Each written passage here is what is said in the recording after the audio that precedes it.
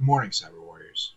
Today we're going to cover a command line utility in the Bash shell called grep, and it is an amazing search capability. There's a lot that can be done with it using regular expressions, extended regular expressions. If you don't know what that is, Google it. Um, let's just get right to it. Let's get right into grep. Grep is a search capability on par with the where object and select string from PowerShell if you have any familiarity with those. But it is amazing, and it does regular expressions and extended regular expressions, which I'm going to cover here. So let's get right in on it. All right. I'm going to transition myself out so we don't have me cluttering up the screen. So if you want to do a directory searching for something and you want to find files or folders that start with the letter P, um, you know, conventional wisdom would be to put in the conventional P and the star, because the star is anything that goes after that we want to catch.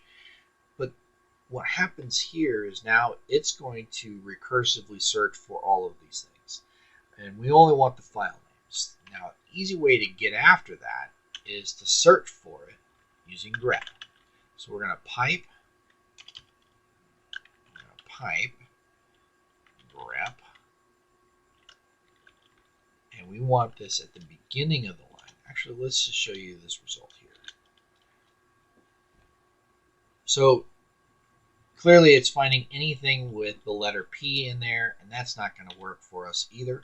So we have to anchor the P at the beginning of the line. So you can do that.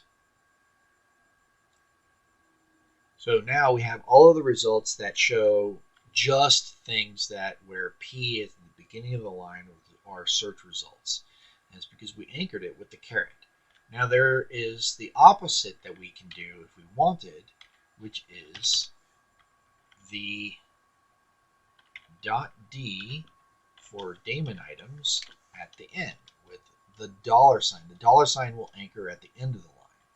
So if we do that, we see there's some collateral stuff, right? So we have a past WD, we have found. That's not a .d.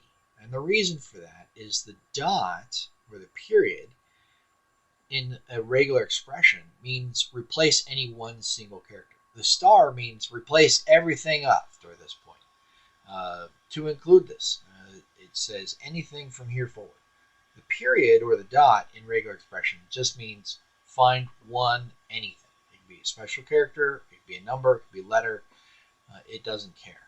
So how we fix that is we escape it. And by that I mean we tell it to look at that as a literal period. And this is how we do it, by using a backslash there. And now we see we find only the .d at the end of the line. It's a little tricky. It takes some getting used to. There are some other special characters out there that can be used, and I recommend doing some research on regular expressions and how those work. I'm not going to go and do a deep dive into that today. I'm just going to show you a handful of things that I use on a regular basis, and let's get a little further into those.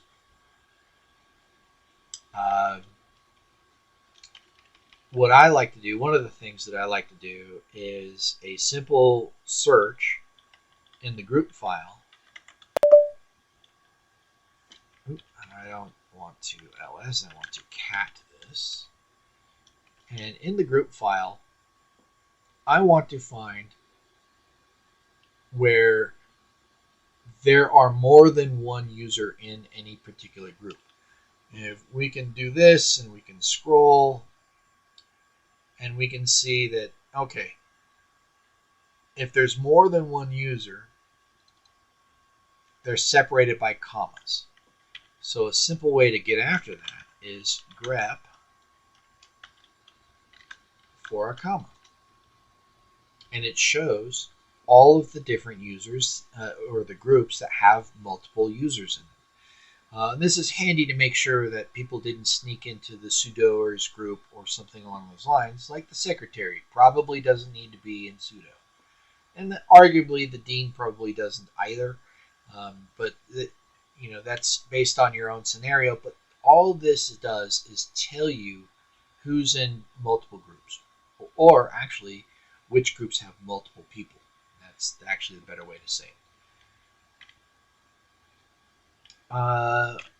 If we want to take a look at users, so users are in the passwd file, and what we have here is your file, and you have the username, you have a field separator, and I forget what this field is, another field separator. This field is the user ID, this field is their group number. We saw the group numbers in the group file. This right here is their home directory, and this is the shell, like in the terminal that we're using. And since I am logged in as a student, you see that I'm using a bash shell. So if we wanted to take a look at information in here, and we only wanted to find this right here, which is the user ID, where the user ID is 1000 to 1999, we're going to do a simple search. Nope, not group, grep. And we're going to do, remember, 4 characters, right? So 1, 2, 3, 4. That should find it, right? Oh, that found a lot of stuff. And that's what's called a greedy search, where it's going to find way more than what you're looking for. In order to fix that, we have to do very specific, better searches. So instead of doing this right here, we're going to actually search for a class of character. And we want numbers specifically. So we can do a 0 through 9, and we want this to repeat. Actually, let's just do 0 through 9, 0 through 9, and 0 through 9. And this will get us what we want. But there's a way more efficient way to do that, because that's a lot to type. You don't want to do that generally. It's bad practice. So you have an ability to actually tell it how many times to repeat that action. You repeat it 4 times. Oh, that didn't work. Why did that not work? Because we are telling it to do extended regular expressions. And in order to do that, we have to give it the capital E here, or we can actually change the command from grep to egrep, and it gives us the same thing. And to show that this repeater part, let's change that to 3, and we have a whole bunch of stuff. And if we change it to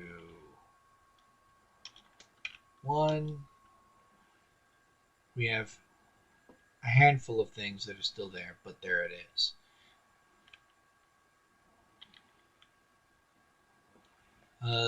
Remember anchoring things? We wanted to take a look at stuff at the end of the line. So let's find out how many users use the bash shell.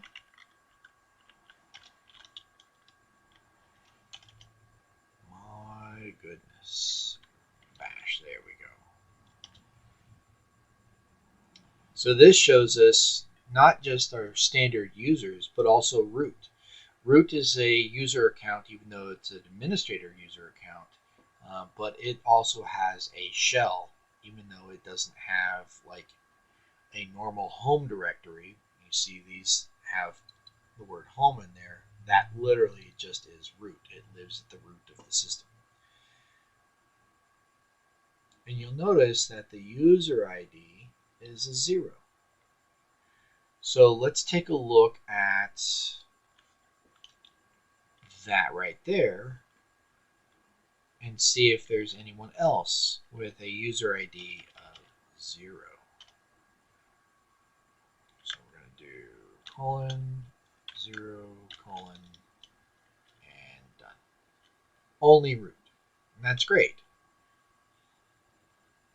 But those are some simple searches that are very useful from a security context in order to pull out that information. You can do stuff at the beginning of the line. You can do stuff at the end of the line. Let me show you a class search at the beginning and an OR, which is good too. Let's do, we want a user account. So that's going to be at the anchored at the beginning.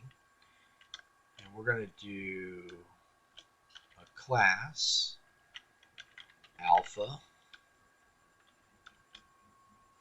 Oops, I forgot a colon here.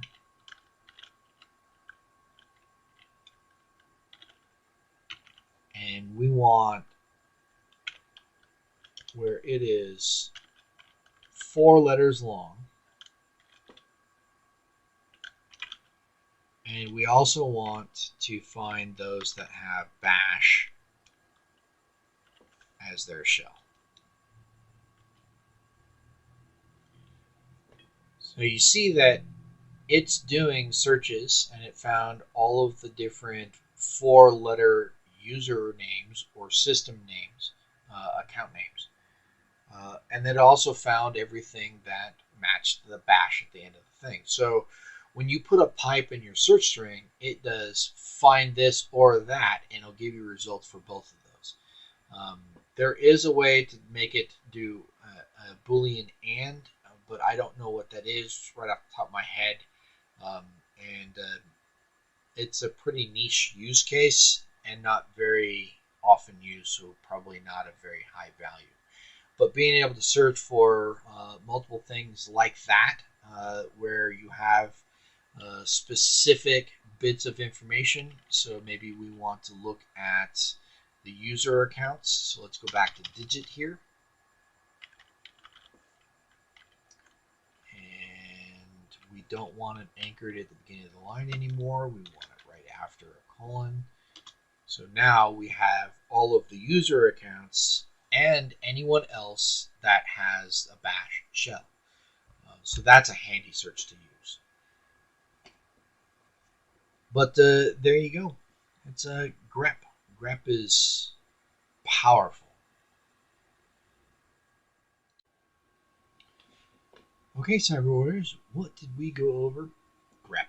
Grep is a fantastic capability that will allow you to refine information and bring down to things that you want to look at very specifically. And there's just so much that can be done with it. It is a stupendous capability. I absolutely use it all the time. Anytime I'm sitting down at a terminal, I'm going to be looking for something. Typically, it's in a log file. I'll grep for something. If it's too long, I'll tail that result. All of those different things. Grep is a stupendous tool. You absolutely should get familiar with it. Go in, take a look at the man, look at all the different possible variations and ways you could do it. You can show lines above and below. I didn't cover that, but I mean, you can. Look at the stuff. It's excellent. Excellent stuff to find. Anyway, as per always, I hope you learned something. Happy hunting. And I'll see you in the next video.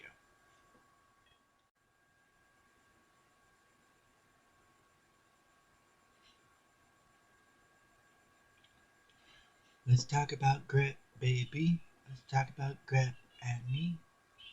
Let's talk about all the things that have to do with grep.